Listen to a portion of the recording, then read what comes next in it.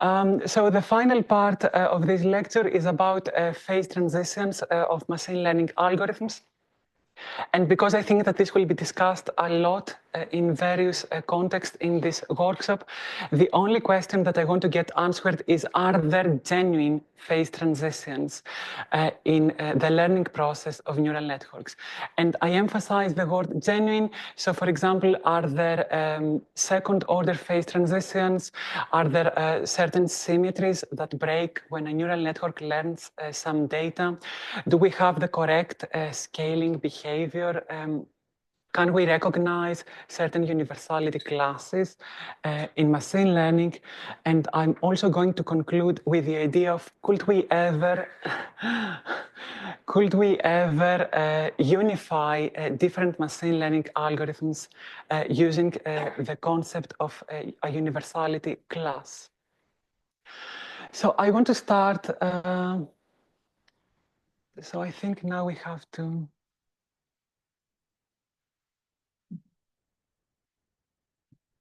Okay, I should transition like this. So now I want to start by briefly describing the Ising model. So the Ising model is a system that we are all very much familiar with in one way or another, or we might have been exposed to this system even as physicists or computer scientists or mathematicians. And in order to define the Ising model, we have a set of spin variables that we position in a certain graph at its lattice side. And okay.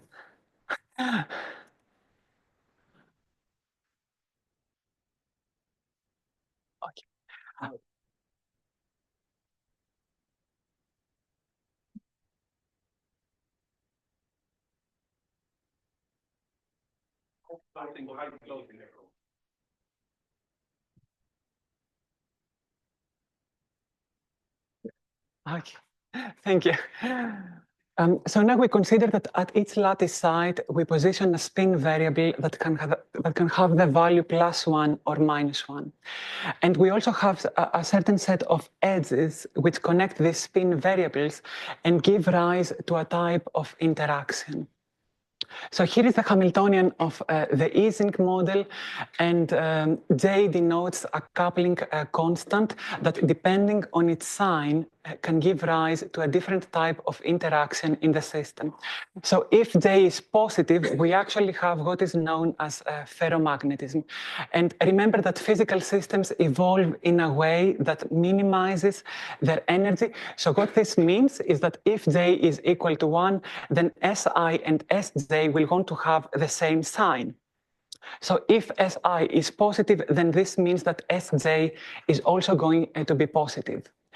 Now, if J is negative, then we have what is known as anti-ferromagnetism in the system, in which spin variables will want to align towards different directions. So if Si is positive, then Sj is going to be negative in order to be able to minimize this energy function. And another idea that we require from the Ising model is that we have a sort of Z2 or reflection symmetry, which means that if we have this graph, this lattice, remember that these circles depict either +1 or -1. Then if we do this transformation for each of the spin variables, then we are going to leave our Hamiltonian invariant. And here you can actually see a simulation of the Ising model where we have the Z2 symmetric phase. We are also able to recognize the critical region in which we have certain clusters that have formed because we have the emergence of a correlation length. And then we can transition to the broken Z2 symmetry phase in which the system will decide that all of the spins will align either to the positive direction or all of the spins are going to align towards the negative direction. And I think that the final concept that we need from the Ising model is that we are able to explicitly break the symmetry of the system via the inclusion of a magnetic field.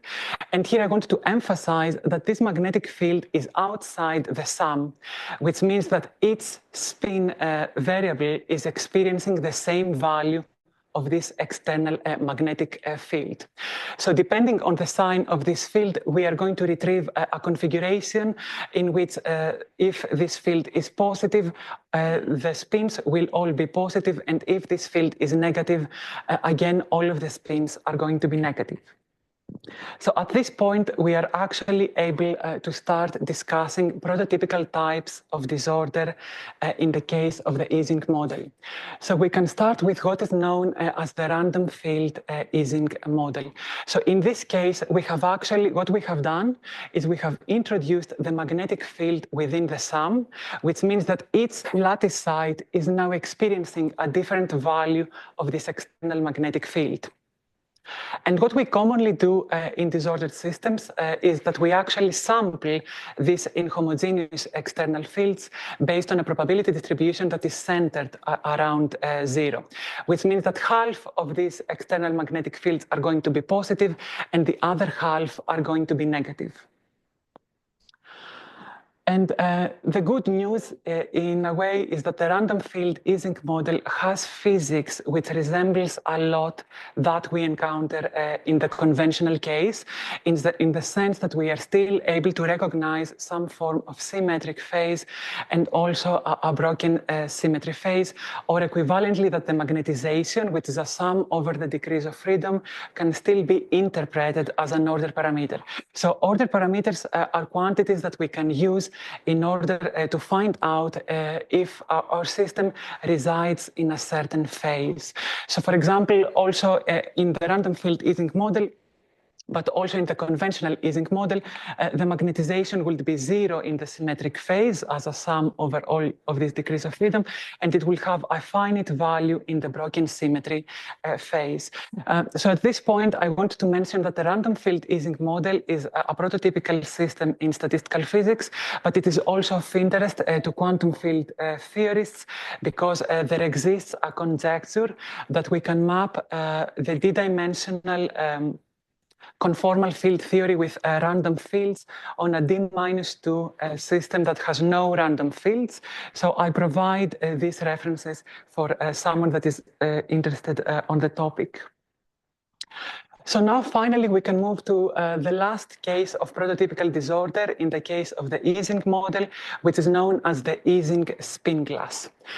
So in this case, what we have done is that we have actually introduced the J-coupling within the summation, which means that there are certain lattice sites that experience a ferromagnetic interaction and other sets of lattice sites that experience an anti-ferromagnetic interaction.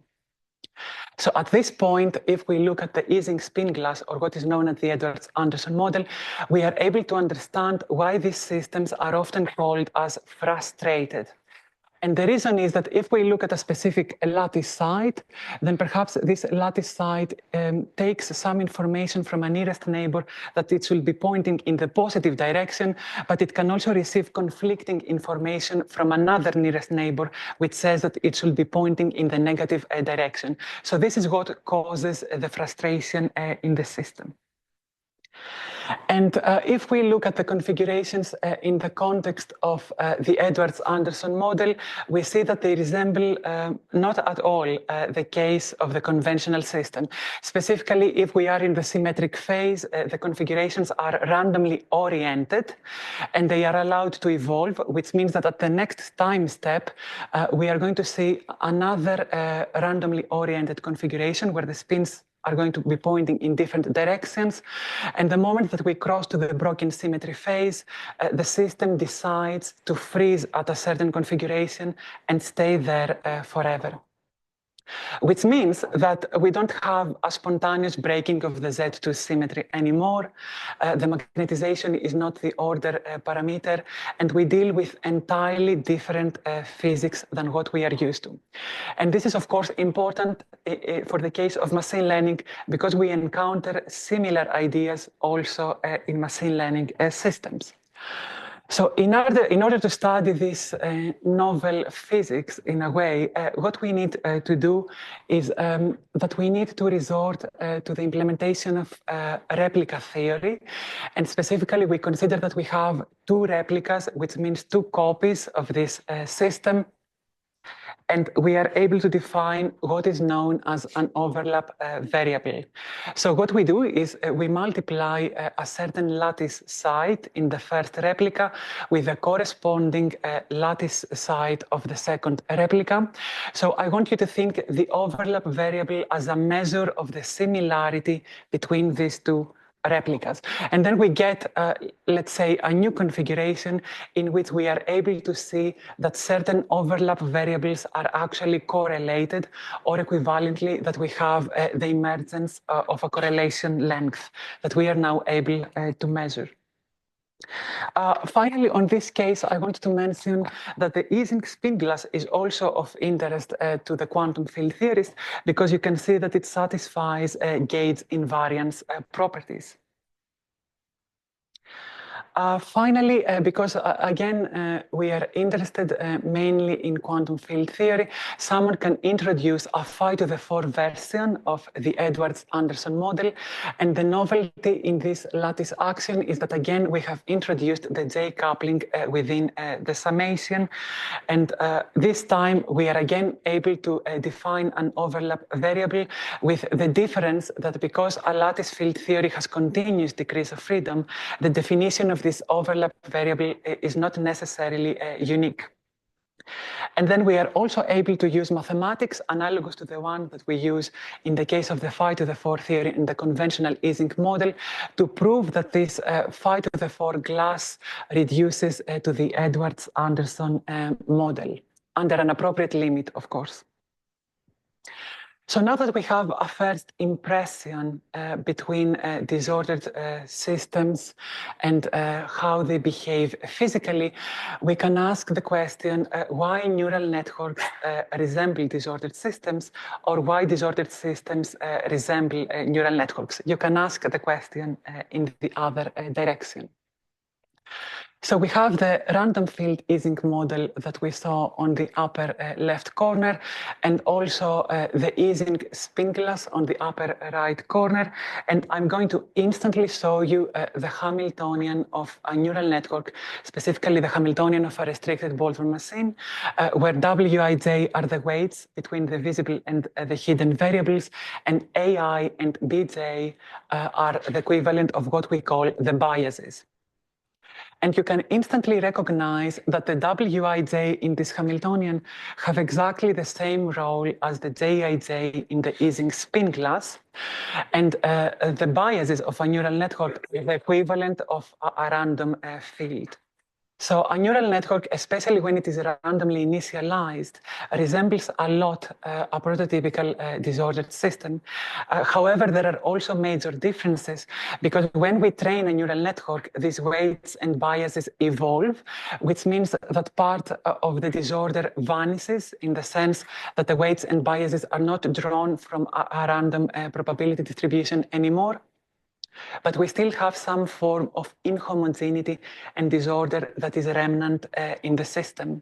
And we can still use the same tools in order to study these neural networks. The spins. Values can be classified -1. So yes, in the restricted Boltzmann machine, we have binary variables in this case also, yes. Yeah. We are going to see the 5⁴ version, which is a continuous case, but for here, it's binary degrees of freedom. So when the W becomes like trained, then it doesn't, it moves away from Gaussian. And then you still use replica, because if you use replica, you have to know the distribution of the disorder. Yeah, so analytically, if you want to use the replica method, you can solve the case where everything is randomly initialized, and then you can obtain some insights.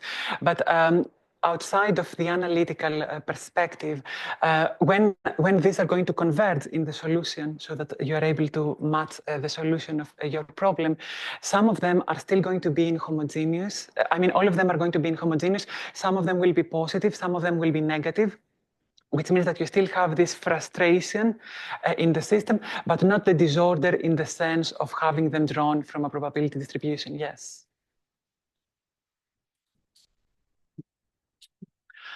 So having addressed that, now we can ask the question of how can we unify statistical mechanics, quantum field theory, and machine learning under a common mathematical framework.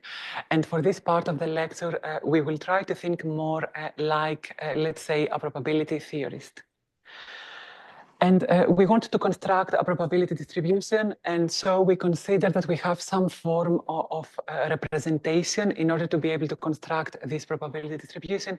And we are going to use a finite set lambda that we express as a graph G, where E is the set of edges in the graph structure. So for example, lambda in this lattice is S1, S2, S3, and S4, and E is the set of edges J1, 2, and so on. And we need two ideas from the theory of graphs. The first is the notion of a clique. So a clique is a subset of lambda where the points are pairwise connected.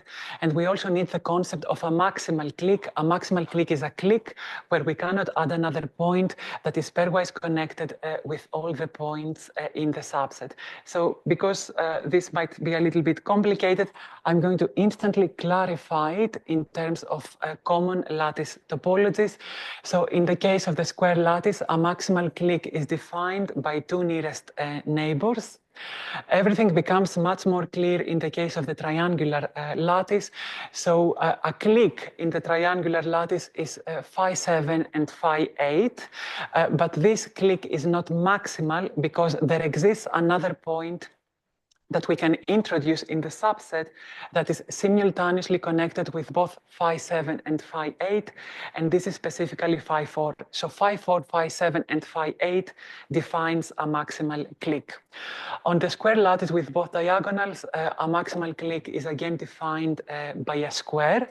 And on the bipartite graph, which represents standard neural network architectures, such as the restricted Boltzmann machine, or also fully connected neural networks, a maximal clique is again defined by two nearest neighbors. So for example, phi 1 and H1.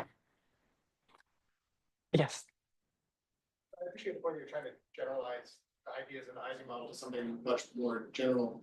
I'm excited to see where the clique idea goes. In these cases, it's known what the maximal clique is, but in general, the problems can be hard. Are you going to be working with sort of simple enough graphs in general? To classify To determine the max. Pretty sure it is. you literally get rid of edges and see which determines Yes, also for this specific case, and also in the context of quantum field theory, we don't have, let's say, a crazy topology. So as long as we discuss in the context of conventional systems, yeah, we most commonly work with, let's say, square lattices or something like that. I'm forgetting it was easy in the general. Yeah. So now we are actually able to define what a probability distribution is, and we are going to define it as a product of strictly positive and appropriately normalized factors or equivalently potential functions psi. So what we do here is we aim to decompose a probability distribution in its constituents that we are then able to put together in order to rigorously construct it in an exponentially large space. So factors are by definition the fundamental building blocks of probability distributions. And the second insight is that by controlling these factors, we are able to control the probability distribution. This is also of relevance to machine learning, and what it means is that we can go inside this product and we are able to change only one of the factors in order to manipulate the probability distribution and also complete a certain machine learning task. So the final concept that we need here is that of factorization of probability distributions that we saw in the previous slide, but let's also discuss a certain example. So the factorization of probability distributions is actually non-unique. And for this specific case, we can group together S1, S2, and S3 in one potential function, and also group S2, S3, and S4 in another potential function psi2.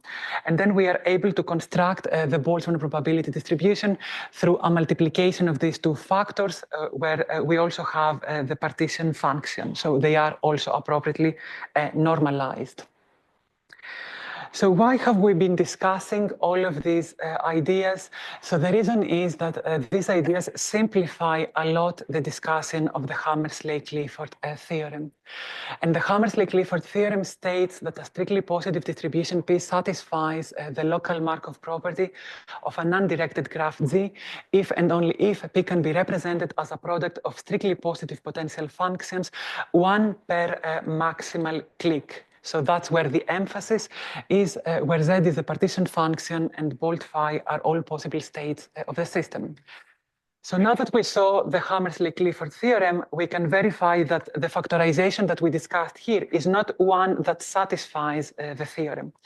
But we can still do a factorization that satisfies the theorem. Specifically, we require 4 potential functions, one for S1, S2, another for S1, S3, another for S3, S4, and the final one for S2 and S4.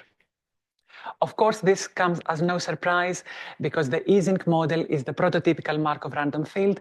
So it's very easy to do this factorization, but that's not always the case. So now we are going to do exactly the same for the case of the phi to the 4 lattice field theory. We are going to factorize the lattice axion in terms of so this is the Markov property, the local Markov property, which states, in essence, that a lattice site depends only on its nearest neighbors and that it is conditionally independent of any other lattice site. They're only involved. They're only involved. Yes, exactly. Yeah. Or if you want to define a system, you should make sure that the lattice action is factorizable over the maximal cliques. And I mean, if you go back to the lattice topologies, you see that different lattice topologies allow for increased expressivity. Because if I had a lattice action that required 3 terms, then, for example, I need to use the triangular lattice in order to have the maximal clique representation. This theorem and this Markov property are relevant for lattice field theory. In the continuum, is it clear how to? It's very non-graphic. So we could discuss this in detail because I mean that's also the main idea of, let's say, constructive field theory. Yeah, you start from something that you are already in the Euclidean space. You have a Markov random field, and the idea is how you can then transition in order to obtain your actual field theory in Minkowski space.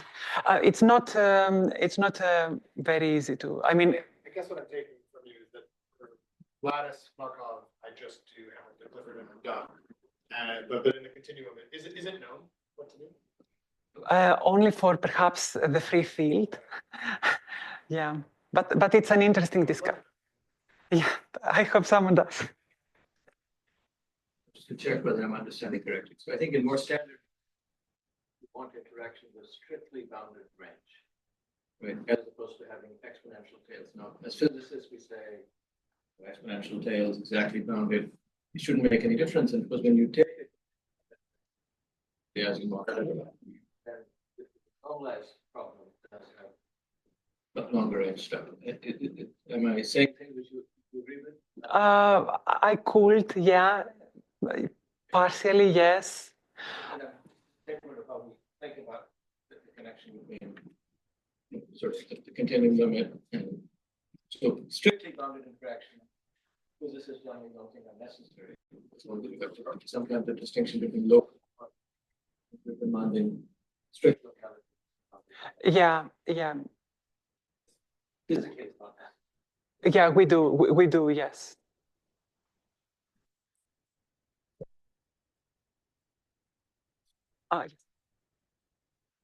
Basically, so some graphs which have some property divided by the total number of features that respect the topology. So we have one graph, but we have broken our lattice axion into pieces. I think it's best if we see it in this case. So if this is the Hamiltonian of the Ising model, you can expand it for all of these terms in this specific lattice. So we have only 4 spin variables. And then you are able to view the probability distribution as a product of certain factors. So I have done this factorization, but you can do another if you want. Then you are able to recover your, so it's a decomposition of the Hamiltonian or the lattice axion, which can then be recomposed in non-unique ways. Is that clear? Final probabilities have some property. It's just the conventional Boltzmann. Yeah, it's the probability of a given configuration. Yeah, a conventional Boltzmann probability distribution. Normalization. Yeah. It's the persistent function. So will this factorization always come from a tensor network? Is it equivalent to saying that there's equally a tensor network? I haven't thought about that to be honest. Yeah, but I suppose you could make the connection. You just break up the Hamiltonian 2 different ways. Yeah. So now that we can do this factorization also for the case of the phi to the 4th theory on a square lattice, we have practically proved that the phi to the 4th theory is by mathematical definition a type of machine learning algorithm called a Markov random field. And now I want to briefly also give the physical intuition of what the Markov property really is, because many physicists are familiar with the Markov property because we use it in Markov chain Monte Carlo simulations. And what we do there is we have a given configuration, and based on that configuration, we propose a new configuration. Then based on the new configuration, we propose the next one, and so on. So we have the Markov property someone can understand with intuition in terms of time, that we have an evolution in terms of time. But the moment that we consider a Markov random field, we actually take this idea of time and we extend it in a high dimensional space. So someone could also very well ask at this point, what types of problems, or let's say machine learning problems, can we solve in a high dimensional space? For example, by considering the 2-dimensional phi to the 4th theory. So this is something that we will discuss very shortly. But at this point, I want to make you a little bit familiar with the historical development. So all of this is due to the Hammersley-Clifford theorem, in which these 2 authors, which were actually employed here at Oxford University, provided a constructive proof of these ideas. And then this theorem was actually proved rigorously through a series of authors, specifically Grimmett, Preston, Sherman, and Besag. So this has to do, as I mentioned, with setting the mathematical foundations from the perspective of probability theory and the perspective of computer science. However, this is not the complete story if we also think in relation to mathematical quantum field theory, because at that point in time, nobody could realize how important the Markov property would have been for quantum field theory. And for that part, we need to briefly discuss constructive field theory that I think Jim might discuss in more detail. So this is about mathematical, as I mentioned, mathematical quantum field theory, and a mathematical quantum field theorist is trying to solve very difficult questions, such as first, what is a quantum field theory if we view it in an underlying space, and do quantum field theories exist? So there are actually 2 aspects. The first one is constructive field theory, which is based on the Garding-Whiteman axioms. And within that framework, it was demonstrated by Edward Nelson that we are able to start with a Euclidean Markov random field and transition to Minkowski space in order to rigorously construct a quantum field theory. There's also reflection positivity, which is another property that has been used much more extensively than the Markov property, and also in much more intricate quantum field theories. So at this workshop, you can actually get the representation of both of these ideas, but I also wanted to mention that there exists yet another perspective, that of algebraic quantum field theory based on Hug and Kastler. And to my knowledge, maybe I don't know, it has not yet been demonstrated that you can make a connection between quantum field theory and machine learning using this perspective. But perhaps we might see something very soon.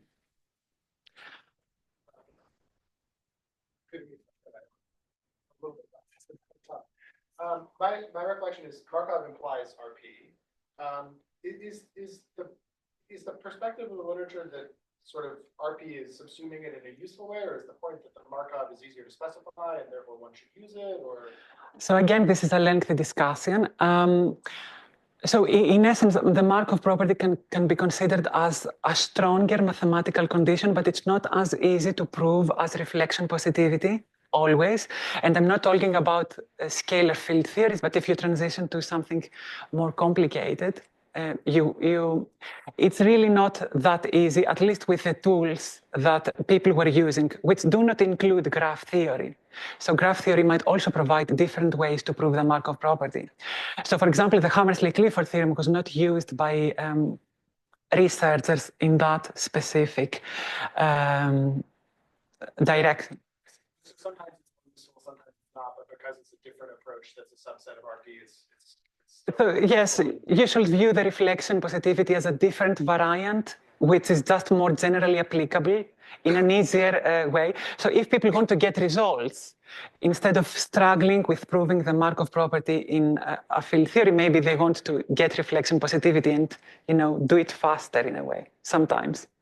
RP can also be hard to prove. Yeah, I agree. I mean, everything, we should clarify that in this specific research field, the difficulty is much higher than anything else. I mean, people were dealing with very hard questions. Some of them they were not able to solve, but the things that they solved had a dramatic impact in physics. So it's, yeah, a unique field. Now, having established that certain physical systems are Markov random fields, how do we use them for machine learning? And the answer is actually exactly in the same way as any other machine learning algorithm. And so this is the power of mathematics. We proved that the phi to the 4 theory is a Markov random field. So we don't have to bother anymore about this perspective. We can actually use it to do machine learning. And I'm going to start with a very simple problem that is a new interest of me. And I'm also pursuing these ideas with my collaborator, David Perman. And specifically, I'm going to show you how we can use the phi to the 4 quantum field theory in order to model social dynamics. Specifically, we consider that we have a set of agents which aim to buy or sell a stock in the context of financial markets. And also this is a type of reinforcement learning in which we exploit the fact that I mentioned at the beginning of this talk, that physical systems tend to evolve in a way that minimizes their energy. So this is exactly what we want to do here. And specifically, we consider that we have either the Ising model or the phi to the 4 theory. And at each lattice site, we have a spin variable. For example, if it is +1, it means that someone aims to buy a stock. Or if it is -1, it means that someone wants to sell a stock. In the case of the phi to the 4 theory, we have continuous degrees of freedom, which means that someone is mostly going to buy a stock or mostly going to sell a stock, in the sense that we have an explicit variance introduced within that decision. And we actually want to model 2 interactions. The first interaction is that people tend to imitate their neighbors, which is something that we know from social sciences, for example, also in the evolution of languages and so on. And as an example, if we were going to decide in this room if we want to buy or sell a stock, it's very likely that after a lengthy discussion, we might reach a consensus of, let's say, buying a certain stock. But people are also influenced by the opinion of the majority or the opinion of the minority.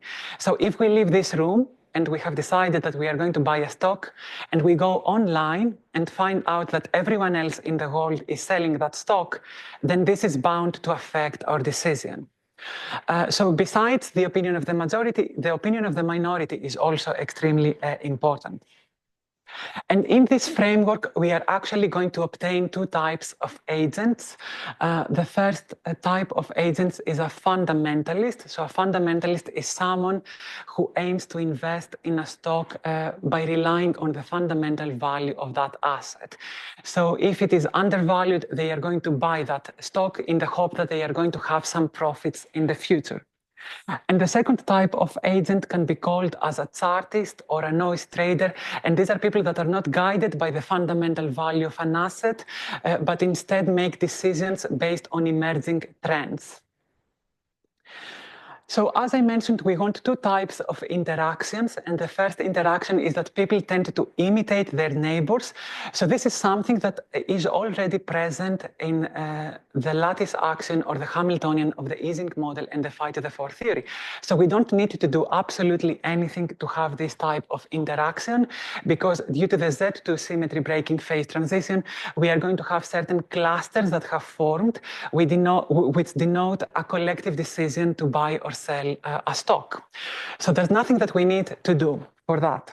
However, if we want to introduce the interaction that people tend to take into consideration the opinion of the majority or the opinion of the minority, then we need to alter our Hamiltonian or lattice action. So we observe that this information does not exist in the lattice action. But we also have the magnetization. As we mentioned, the magnetization is a sum over the degrees of freedom, which means that the magnetization corresponds to the opinion of the majority. So if we have a lattice and most people want to buy a stock, then the magnetization is going to be positive. If they want to sell a stock, the magnetization is going to be negative. So what we do is we actually exploit the ideas that we had in the first part of the lecture, considering ferromagnetic and anti-ferromagnetic interactions, and couple to each agent the absolute value of the magnetization.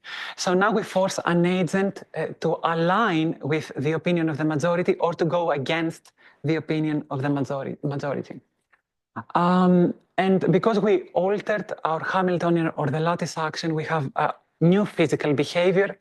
And here you can actually see the emergence of what can be interpreted as a metastable state. So this is an expectation bubble where people have invested in a stock and everything goes fine. And in the middle, we transition to a phase of chaotic dynamics. This is the equivalent of a financial market crash in which people start acting more like chartists. And then after a very long time, we have the emergence of another expectation bubble. And to conclude this part, I want to mention that this phi to the 4 multi-agent model is actually very simple, and it is able to reproduce highly non-trivial aspects of financial markets. So these are called stylized facts. So these are empirical observations that we see on data sets, and we search for models that are actually able to reproduce them. So one of them is volatility clustering, in which you see that we have certain phases that are clustered together, and the other one are fat-tailed probability distributions of returns. So for the ones at the top, we have the ones that we obtained from the phi to the 4 theory, and the ones at the bottom correspond to empirical data from the Financial Times Stock Exchange Index. So now let's forget them. Tuning in your model A lot, yeah. So the first one is here. We need to also have a parameter which denotes the strength by which an agent takes into consideration the opinion of the majority or the opinion of the minority.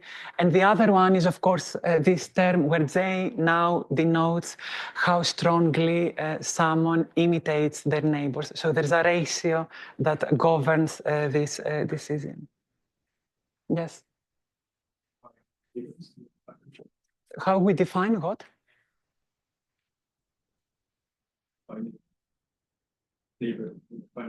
The neighbors. I mean, we have, again, the neighbors, right?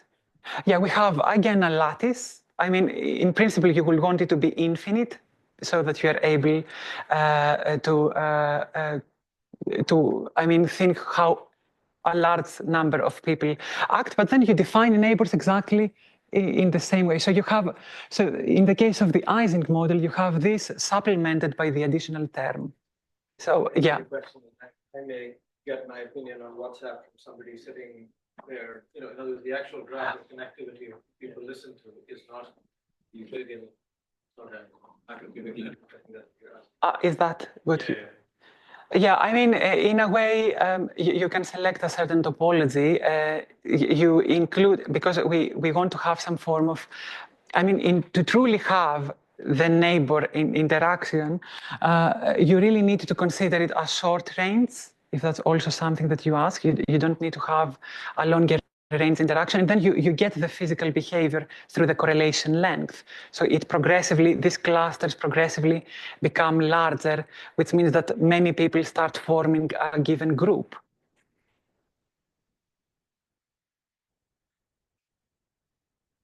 That this concept of neighbor can be like something like connectivity on like social network.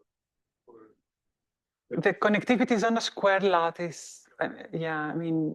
So it's like a hypo, so it's like a virtual situation. Yes. Idealized.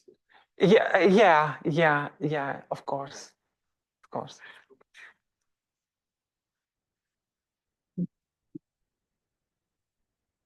Yeah, so now we can move to more conventional applications of this phi to the 4 Markov random fields. For example, in the context of unsupervised machine learning. And in order to be able to use these statistical, mechanical, or quantum field theoretic machine learning algorithms, we needed to define what is known as the Kullback-Leibler divergence, which is an asymmetric distance between two probability distributions. So this is a quantity that becomes zero only when the two probability distributions are exactly equal. And I emphasize the fact that it is asymmetric, which means practically that if we want to measure, for example, my distance from that wall, I might find it to be 20 steps. But if I measure it in the other direction, I might find it to be 25 steps. And this asymmetry is actually something that we want, is something that we can exploit in order to complete more intricate machine learning tasks.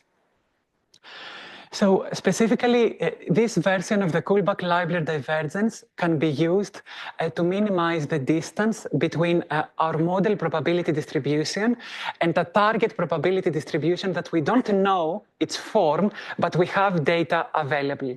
So this is the case where someone has images of cats and dogs, and they give these images to us. We have the data, but we don't know the probability distribution of that set of data.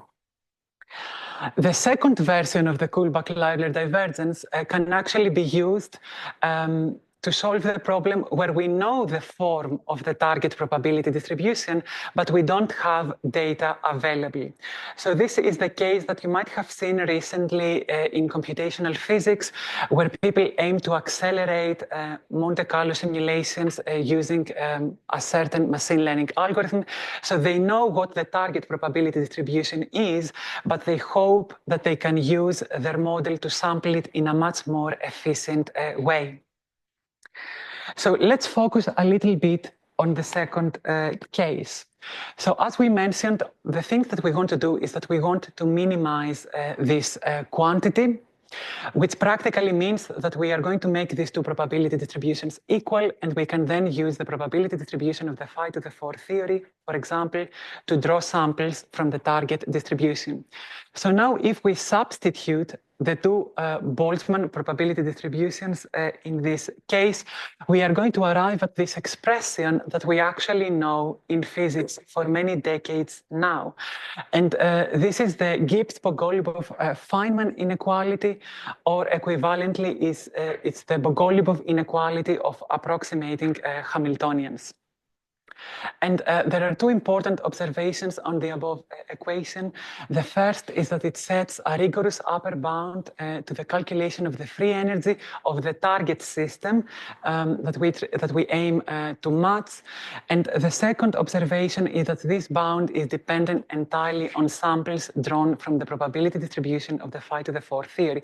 So this is a benefit that we got from the asymmetry, which means that you can see that this expectation value is exclusively calculated under our model probability distribution, which means that we don't need to have any knowledge, any sample from the target system, which is wonderful news. If the Kullback-Leibler divergence would have been symmetric, then we wouldn't be able to do something like that, because we would also need samples from the other probability distribution. So now you can actually minimize this quantity with gradient-based approaches as discussed by Jim in the previous talk. And back then, we actually did a proof of principle demonstration in which we considered that we have a fully disordered phi to the 4 axion, and we want to match a known probability distribution that includes longer range interactions. And indeed, you are able to do that if you want. So now the other version of the Kullback-Leibler divergence is the case where we don't know what the probability distribution is, but we have data available, and this falls under the class of maximum likelihood estimation problems. And as an example, back then we had a problem of image segmentation. So Markov random fields were introduced many decades ago initially to do some form of image analysis or image segmentation. And specifically, the problem that we tried to solve here is we used a phi to the 4 lattice axion, and we also tried to map this image on the lattice axion, which is something that you are able to do. You can see here the equilibration of the Markov chain, and we are able to retrieve this image as a configuration in the equilibrium distribution. And the benefit of this is that in essence, you can again recognize regions of the lattice in which you have correlations. So far, we have investigated exclusively the case of a phi to the 4 Markov random field, which means that we are still working in 2 dimensions, 3 dimensions, and so on. But people are generally interested in the case of neural networks because we actually have hidden variables, which means that we have additional expressivity in the model. And in order to derive a phi to the 4 neural network, what we need to do is we need to remove any form of intra-layer interaction. So the visible layers, the visible variables are not allowed to interact between them. And we also consider that we have a set of hidden variables. Here we have the lattice axion, and we preserve the quartic term also. And from the probabilistic perspective, the major difference is that now we have a joint probability distribution on the visible and the hidden variables. So we know that when we have joint probability distributions, we can actually integrate out certain variables. And this is exactly what we are going to do here. So we are integrating out either the visible or the hidden variables, and we arrive at these 2 marginal probability distributions, each of which describes a given layer. So now again, we want to use the Kullback-Leibler divergence with the difference that we want to match our probability distribution exclusively on the visible layer. So we minimize an asymmetric distance between the visible layer and our target data, which means that the hidden layer is going to extract some form of dependencies on the data. So this is also the concept of why when we have deep neural networks, we are able to progressively extract meaningful features. So yes, which is exactly what I discussed here. And again, we wanted to do a proof of principle demonstration for the phi to the 4 neural network. And we were able to observe that we can extract some non-trivial phase shapes and characteristics from a very simple data set. So this 5 to the 4 neural network is actually a generalization of other neural network architectures, such as the Gaussian restricted Boltzmann machine, and many other restricted Boltzmann machines. Remember that we have a mapping between the 5 to the 4 theory and the Ising model, which means that we can construct a mapping between the 5 to the 4 neural network and the Bernoulli restricted Boltzmann machine, which will be viewed as the Ising version of these systems. So now in the last part of my lecture, I want to answer the question, are there genuine phase transitions in the learning process of neural networks? And again, I emphasize the word genuine in the sense that we want to say, do we have some form of symmetries that break? Is there some form of universality? Are these phase transitions second order? Do they scale correctly with the size of the system? Can we recognize universality class and all of these ideas? So I think similar ideas are going to be discussed throughout other talks. So I'm only going to focus on certain things. So we recall that an order parameter is a quantity which characterizes the symmetry of a system, and we are able to use it to distinguish between two different phases. So in this figure, I have calculated the magnetization, the absolute value of the magnetization versus the inverse temperature in the context of the two-dimensional Ising model. And you can see that this quantity is 0 somewhere, and then it becomes finite somewhere else. Because this system is exactly solvable, we actually know the value of the critical inverse temperature, and we are therefore able to separate the symmetric from the broken symmetry phases. And we actually want to do something similar in machine learning. So for this discussion, we consider again the case of the Bernoulli restricted Boltzmann machine. For simplicity, we set the biases equal to 0, and we consider that the hidden and the visible variables can be +1 or -1. And now, in order to study mathematically the behavior of the restricted Boltzmann machine, I think Gert is going to discuss this in more detail. We first consider that important information about the learning process is encoded within the weight matrix, which is of course evident because the weight matrix evolves as the neural network learns some data, and we are going to extract this information using some singular value decomposition. We also rely on the implementation of techniques from statistical mechanics, such as the replica method, to infer the phase diagram of this neural network and specifically extract information about the order parameters. So here you can actually see the phase diagram of a restricted Boltzmann machine for the very first phase transition that we have. So I'm going to spend some time on this slide. So what we have in the y-axis is the inverse of the variance of the weight matrix. And in the x-axis, we have the largest eigenvalue divided by the variance of the weight matrix. When we randomly initialize our neural network, we are somewhere along the y-axis.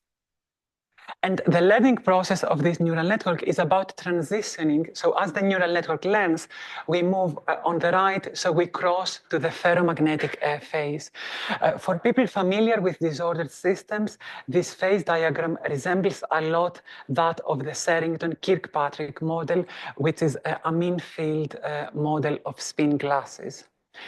So you can see that we have a paramagnetic phase, a ferromagnetic phase, and a spin glass phase. So all of these coexist in the neural network, and there's actually useful information that we can communicate to a practitioner based on this figure. So because spin glasses are very difficult to simulate, if someone is interested in applications, we can let them know that they shouldn't be initializing their neural network in order to start in the spin glass phase, so that they should prefer the paramagnetic phase.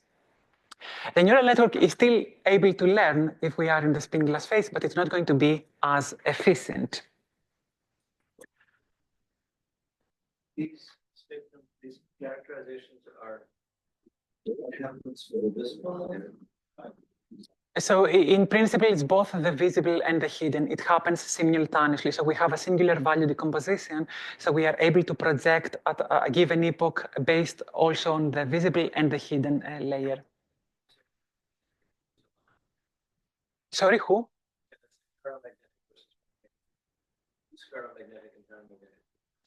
So we do a projection using the singular value decomposition on the hidden layer, for example, and we are going to see an emergence of a magnetization in that hidden layer. We could also do the same on the visible layer, and again, we get a set of variables that if we sum, we have a magnetization. So we have the order parameter is a separate order parameter in the visible layer and a separate one in the hidden layer.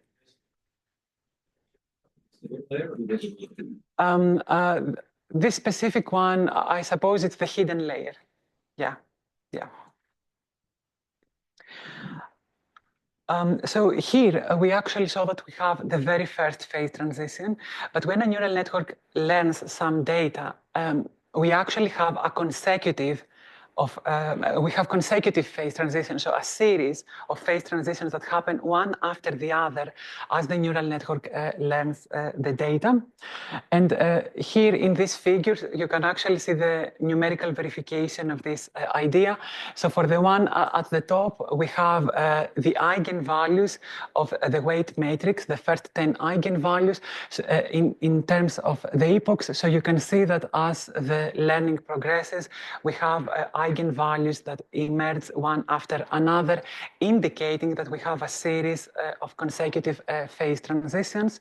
So when we have second order phase transitions, we also know that we have the emergence of, let's say, a magnetization and also a divergent susceptibility of this order parameter. So for the figure at the bottom, you can see that again, we have the susceptibility of the order parameter, which behaves exactly as we expected from the perspective of physics. So at this point, I have demonstrated that we have a series of phase transitions, but by no means have I demonstrated that these are genuine. Because, for example, we have a given neural network that has a certain size in the visible layer and the hidden layer, which means that this phase transition could very well have happened only for that specific size. So we don't know if it extrapolates to the thermodynamic limit, for example, which is what we are going to investigate now. And the way to do this is you can get a data set, for example, the MNIST data set, and you can rescale it. So you have a 14 by 14 MNIST data set and also a 56 by 56 data set. And if you do this, then you are able to study the behavior of the neural network as the size of the system changes. So here you can see the susceptibility for the very first phase transition. And we know because in statistical mechanical systems, we have what is called as finite size effects, which is a form of a systematic uncertainty in small lattices. And as we increase the lattice size, these finite size effects are reduced, which means that the phase transition is sharper. And you can see the verification of this insight as the size of the neural network is actually increased. Now, this verifies, or at least indicates, that the phase transition is actually genuine and that it persists to the thermodynamic limit. So the next question that we wanted to get answered is, what is the universality class of this second order phase transition? And yes.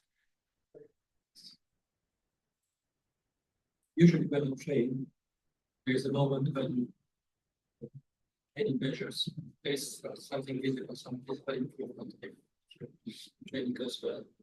Are these phase transitions correlated with that, with the moment when the loss function? I don't think they can be so easily interpreted, actually, because some of them, I mean, maybe the very first phase transition possibly learns some abstract phase shapes and characteristics, then the consecutive phase transitions further refine that. So it's not something that you can always evidently see during the training process. However, I'm going to briefly discuss some other insights on what really happens, because all of these are second order phase transitions, which means that we also have what is known as the critical slowing down effect. So the system becomes harder to sample at each of these consecutive phase transitions, which is another way that we can use to understand that something is happening without having knowledge of the framework. So we had indications that the very first phase transition is actually in a mean field paramagnetic to ferromagnetic universality class, such as that seen in the Curie-Weiss model. So we constructed an ansatz, and we verified that our results are consistent with that specific ansatz, thus indicating that the very first phase transition is of mean field nature. So finally, as I mentioned, phase transitions might help us understand how machine learning algorithms function, because we are very much familiar with phase transitions in physics, but is there some form of other useful information that we can extract from them? And to my answer, before we saw that because these are second order phase transitions, we have what is known as the critical slowing down effect, which is due to the divergence of the Monte Carlo relaxation time. And in this specific figure, you can again see that as the phase transition happens, we have this divergence, which has impacts our data, our results in two ways. The first is that it's another indication that these phase transitions are genuine. And the second is that we should be very careful when training probabilistic neural networks at the points, at the regions that we have the actual phase transitions. So to conclude this presentation, I want to mention that a long-term ambition in physics, at least from the physics perspective, would be to attempt to unify different machine learning algorithms based on universality classes. So for example, in physics, we have a given universality class like that of the Ising model, and we know that various systems fall under this universality class. For example, critical opalescence or the liquid to gas transition. And what we usually do, or also some experimental systems that we are not able to study. And what we usually do is, if we are not able to study these intricate systems, then we make sure to map them into a much simpler case in order to obtain insights. So it's very likely that at one point in the future, maybe we will be able to do the same in the context of machine learning, which means that maybe we have a very intricate machine learning architecture that might have 100 of hidden layers, and perhaps we could understand how that machine learning architecture behaves based on a much simpler neural network. So again, I want to conclude this talk by discussing the three questions that I tried to address specifically.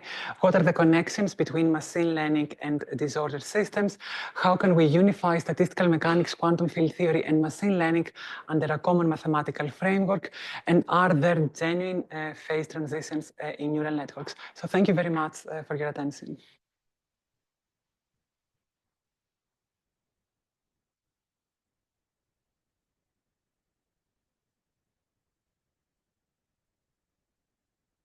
But the architecture that you took, I don't know if I understood it correctly. It's just one single hidden layer and one output layer. Yeah. There's not that. No, it's not. But the same. So it has not been done by us, but other groups have studied the case of the deep Boltzmann machine, and they have extracted the phase diagram. But I don't think that more than that has been done. But a phase diagram exists also for the deep case.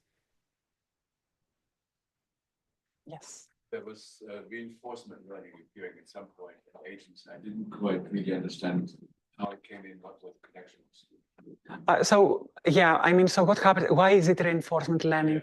Yeah, so because the system aims to minimize the axiom, we actually introduce terms that lead an agent, for example, to attempt a risky behavior. So for example, if an agent is invested in an asset that is undervalued, they might attempt to transition to the opinion of the majority in order to get some gains.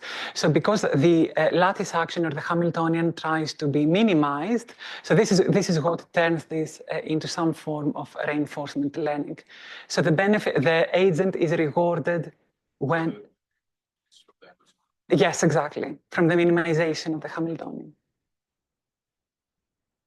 The last part, Western classes represent. Do you have any practice?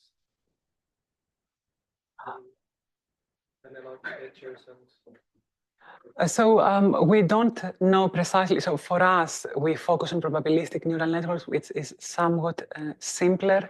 I mean, for this idea, so I don't know exactly how it will happen, let's say, in another type of architecture that's much more intricate and in a case you lose the probabilistic perspective.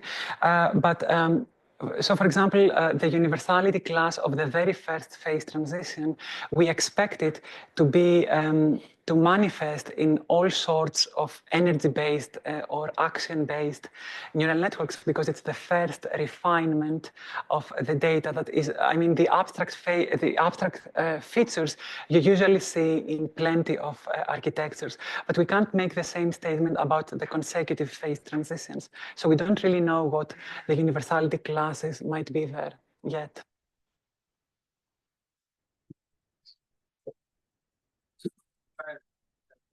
Qualitative views of its solution. So if we're thinking of the, maybe that's not perfect, but let's say what we discussed earlier, the problem of having training data, training, and getting a network. So I could imagine there's a phase transition, which depending on the training data, you know, as I train, or like the classy behavior, which sometimes I get to my success quickly, and then somehow the data gets complex, and I can no longer find a good network.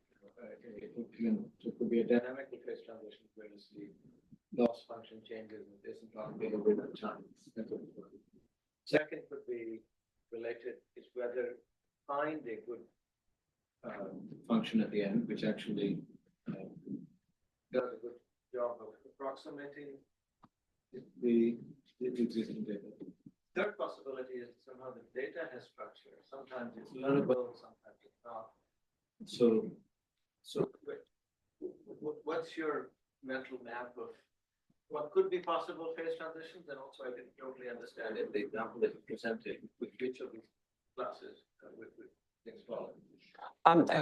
What universality class you mean? Way of thinking what the phase transition might be, or whatever. Is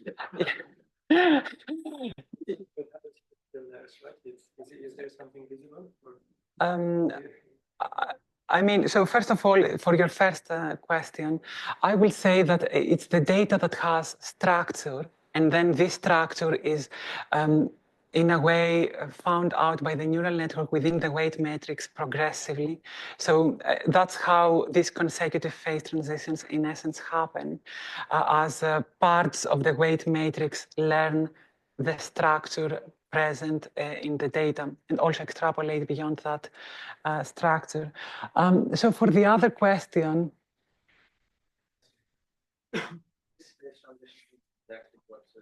Feature and then what's the from not having knowledge of that feature to actually obtaining knowledge of that feature in a way. Have a dark spot over It will be like a direction in the weight space. Yeah. Because you're doing SVT. Suppose that you have a feature like, I don't know, detecting eyes in an image where it takes recognition. Suppose that someone to recognize the eyes are important, and there are some weights which will jump from some values to something else, which takes So two things. One is that as I go, as a function of depth, is it during training?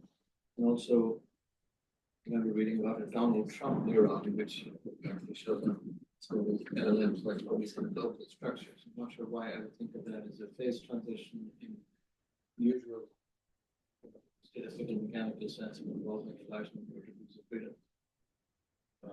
In other words, I can understand that things turn on, they don't have to do like phase transitions. We can. Yeah, we can discuss. Sorry, another? In this previous picture, right, you have these co-factors for the variance in the what was it? Sure. Yes, it's the variance of the weight matrix, And the largest eigenvalue as obtained from the singular value decomposition. it's a similar question. This year, like, insofar as I want to understand machine learning, these conditions, what is a control? What is a set of control one would want to look at to get diagrams like this or Time and data, the obvious. Sort of for starting parameter values, which would be the thing that would be best as you get different space. For the data has structure which you're doing in this. It's kind of recognizing, for something. So then this phase diagram will also depend on the data. Yeah, I mean, analytically, you solve it for a given data, for example. Yeah, but you see it. So here it depends on the data because a singular value appears. Yeah. And the weight matrix is rotating to align to the data basically, right? To incorporate correlations that are in the data. And so this is a question actually. So first, the largest singular eigenvalue grows, which means that the first vector of the basis, the left-right basis, is properly aligned. And the second singular value means the next vector is properly aligned. And is it in a way then an expectation value, this first is of the first vector of the singular basis that gets non-zero, and the second one. I think you could define an order parameter essentially as the condensation of the first eigenvector. Yeah, yeah, definitely, yeah. That's what it is. And then the second comment maybe is that this phase diagram is also in neural networks, not only in Boltzmann machines. And then another axis is like a temperature axis, which is how stochastic the neural networks is, which depends on hyperparameter. I had a question on like your thermodynamics. So I guess you can like either increase your visible layer size and also have like hidden layer size. Also, do you need to consider the size of your data set?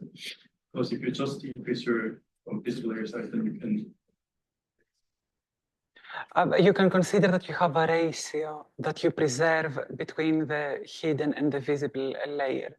So for example, if you have, let's say, 10 visible variables and 20 hidden variables, then if you make it 20 visible, you can have 40 hidden and so on. So you can have a certain ratio that you preserve as you scale the neural network, for example. You also need to consider the size of the data set. The size of the? Yeah, I mean, of course, as you have to introduce it in the visible. I mean, the way that we do it, you just, I mean, in a way you do it numerically. So yeah, your data set scales with the size of the system. But yeah, I mean, there's also, we don't know if the scaling, because, when you scale a data set, you also alter it.